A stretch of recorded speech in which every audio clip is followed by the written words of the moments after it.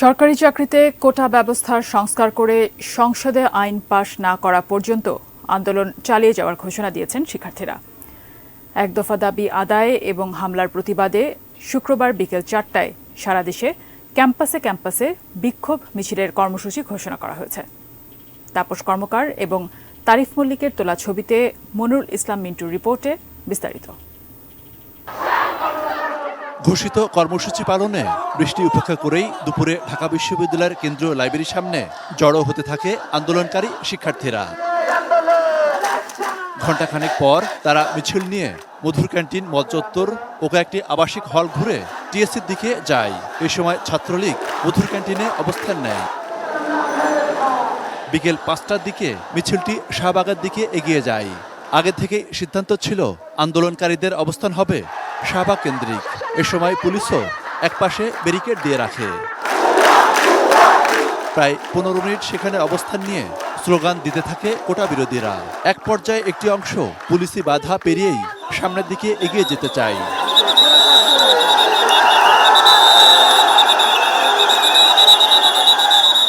এক পর্যায়ে দুপক্ষের মধ্যে কিছুটা উত্তেজনা ছড়িয়ে পড়ে। অবশ্য এর পরপরই পুলিশ সেখান থেকে সরে যায়।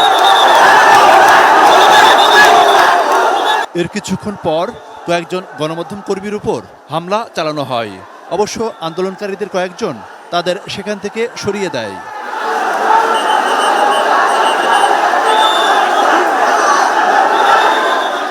অনেক প্রতিবন্ধকতা থাকলেও আমাদের এই কোনো প্রতিবন্ধকতায় আমাদেরকে দাবি রাখতে পারবে না, দমাতে পারবে না। যদি কোটা থাকে তাহলে সেই ক্ষেত্রে ৫%, তবে সেটা প্রতিবন্ধী কিংবা অনগ্রসর যারা আছে তাদের ক্ষেত্রে। এদিকে বিকেল ৪টার দিকে জগন্নাথ বিশ্ববিদ্যালয়ের কোটা বিরোধীরা মিছিল নিয়ে শাহবাগের দিকে রওনা হয়। পথে পুলিশের বাড়তি উপস্থিতি মিছিল থামাতে চেষ্টা করলেও পরে পায়ে হেঁটেই শাহবাগে চলে আসেন আন্দোলনকারীরা।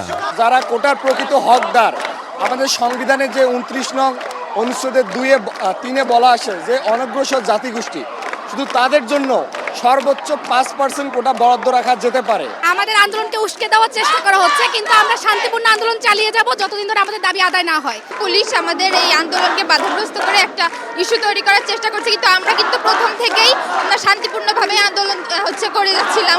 প্রতিবাদী গান, কবিতা ও স্লোগানে কর্মসূচি রাত পর্যন্ত চলতে থাকে। রাত 9:45টার দিকে আসে পরবর্তী আন্দোলন কর্মসূচির ঘোষণা।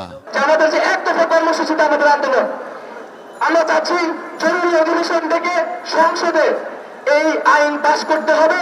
তার এখন আমরা রাজপথে থাকবো হয়েছে এবং যারা বাধা দিয়েছে তাদের বিচারের দাবিতে আগামীকাল বিকাল ৪টায় সারা দেশের সকল ক্যাম্পাসে বিক্ষোভ মিছিল ও সমাবেশ অনুষ্ঠিত হবে।